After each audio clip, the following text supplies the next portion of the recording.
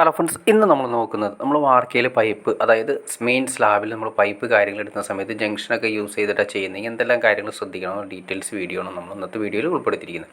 ആദ്യമേ തന്നെ നമ്മൾ ചെയ്യേണ്ട കാര്യത്തുള്ളൂ, മെയിനായിട്ട് ഏറ്റവും ആദ്യമേ തന്നെ നമ്മൾ ഉപയോഗിക്കുന്ന പൈപ്പ് ISI ക്വാളിറ്റിയുള്ള പൈപ്പ് ആയിരിക്കണം. കാരണം അതായത് ഇതിൻ്റെ മുകളിലൂടെ എന്തെങ്കിലും പ്രഷറോ കാര്യങ്ങളോ ചവിട്ട് കാര്യങ്ങളോ കിട്ടുകയോ കാര്യങ്ങൾ ട്രോളി കാര്യങ്ങളൊക്കെ ജസ്റ്റ് ഇതിൻ്റെ അകത്ത് കോൺക്രീറ്റിംഗ് കൊണ്ടുപോകുന്ന സമയത്ത് ഇതിൻ്റെ മുകളിൽ പൈപ്പിലൂടെ കയറിയാൽ പൈപ്പ് പൊട്ടരുത്. പൈപ്പ് പൊട്ടി കഴിഞ്ഞാൽ അതിലൂടെ കോൺക്രീറ്റ് അടിച്ചു കയറി കഴിഞ്ഞാൽ പിന്നെ പൈപ്പ് നമുക്ക് ഉപയോഗിക്കാൻ പറ്റാത്തൊരവസ്ഥ വരും. ആദ്യമേ തന്നെ ISI ടൈപ്പുള്ള പൈപ്പുകളാണ് ഏറ്റവും ആദ്യം ഉപയോഗിക്കേണ്ടത്. ISI ഹൈ ക്വാളിറ്റി പൈപ്പുകൾ തന്നെ നമ്മൾ ഈ കോൺക്രീറ്റിൻ്റെ അകത്തിടുന്ന സമയത്ത് ഉപയോഗിക്കുക.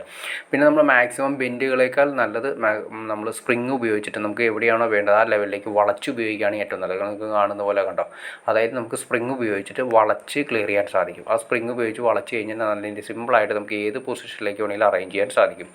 പിന്നെ നമുക്ക് കൊണ്ടുപോകാൻ ഏറ്റവും എളുപ്പം നമ്മൾ ചെയ്യേണ്ടത് 2 കമ്പികൾ, അതായത് ഇപ്പോൾ ഒരു 6 ഇഞ്ച് കനം വരുന്ന അല്ലെങ്കിൽ 4 ഇഞ്ച് കനം വരുന്ന വാർക്കയാണെങ്കിൽ താഴത്തെ ലെയർ കമ്പി കെട്ടിയിട്ടുണ്ടാവും.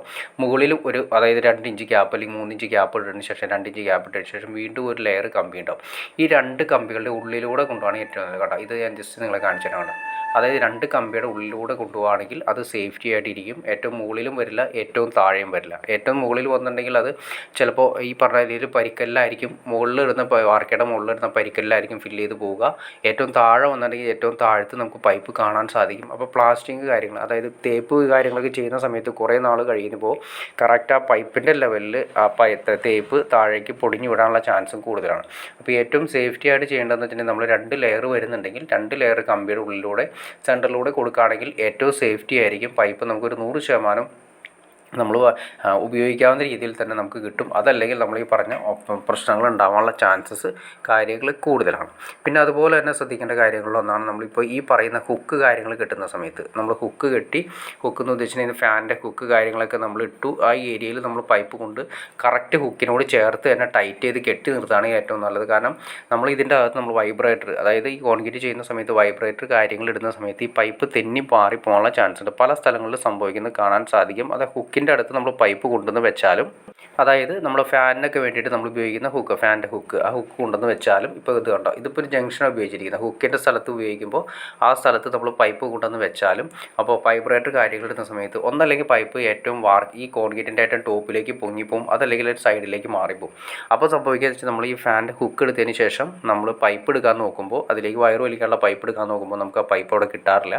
ഒന്നല്ലെങ്കിൽ ആ കോൺക്രീറ്റിൻ്റെ ഏറ്റവും ടോപ്പിലേക്കായിരിക്കും പോയിരിക്കുന്നത്. അപ്പോൾ ഏറ്റവും നല്ലത് ഹുക്കിനോട് ചേർത്ത് തന്നെ കെട്ടി വയ്ക്കുന്നതാണ് ഏറ്റവും നല്ലത്. പിന്നെ അതുപോലെ തന്നെ ജംഗ്ഷൻ ഉപയോഗിക്കുന്ന സമയത്ത് കണ്ടോ, ഇതുപോലെ ബെൻഡ് വളച്ച് നമ്മൾ ക്ലിയർ ചെയ്ത് കൊടുക്കുകയാണെങ്കിൽ ആ ജംഗ്ഷൻ പൊങ്ങിപ്പോവില്ല. അല്ലെങ്കിൽ ജംഗ്ഷൻ നമ്മൾ ഉപയോഗിക്കുന്ന പൈപ്പിൻ്റെ ലെവലിൽ തന്നെ പൊങ്ങി കോൺക്രീറ്റിൻ്റെ ടോപ്പിലായിരിക്കും വന്ന് നിൽക്കുന്നത്. അപ്പോൾ അത്രയും നമ്മൾ കുത്തിയെടുത്താൽ മാത്രമേ ജംഗ്ഷൻ്റെ കോൺക്രീറ്റ് അത്രയും കുത്തിക്കളയേണ്ട ആവശ്യം വരും. അപ്പോൾ ഏറ്റവും നല്ലത് ജംഗ്ഷൻ നമ്മുടെ ഏറ്റവും താഴെ വെച്ചതിന് ശേഷം അതിലേക്ക് ബെൻഡായിട്ട് ടൈറ്റ് ചെയ്ത് കൊടുത്തിട്ടുണ്ടെങ്കിൽ നീറ്റായിട്ട് നമുക്ക് ചെയ്യാൻ സാധിക്കും. അപ്പോൾ ഓക്കെ ഫ്രണ്ട്സ്, നിങ്ങൾക്ക് വീഡിയോ ഉപകാരപ്പെടുന്നു വിചാരിക്കുന്നു. ഇനി എന്തെങ്കിലും ഡൗട്ട്സ് കാര്യങ്ങൾ തീർച്ചയായിട്ടും കമൻറ്റ് ചെയ്യാൻ മടിക്കരുത്, ഷെയർ ചെയ്യാൻ മടിക്കരുത്, സബ്സ്ക്രൈബ് ചെയ്യാനും മടിക്കരുത്. തീർച്ചയായിട്ടും ചാനലും സബ്സ്ക്രൈബ് ചെയ്തേക്കാം. എന്നാൽ ഇതുപോലെ ഇൻഫോർമേറ്റീവ് വീഡിയോസ് ചെയ്യാനുള്ളൊരു മോട്ടിവേഷൻ ലഭിക്കുള്ളൂ. തീർച്ചയായിട്ടും ചാനലും സബ്സ്ക്രൈബ് ചെയ്തേക്കാം. ഓക്കെ ഫ്രണ്ട്സ്, അടുത്ത വീഡിയോയിൽ കാണുന്നവരെ ഓക്കെ.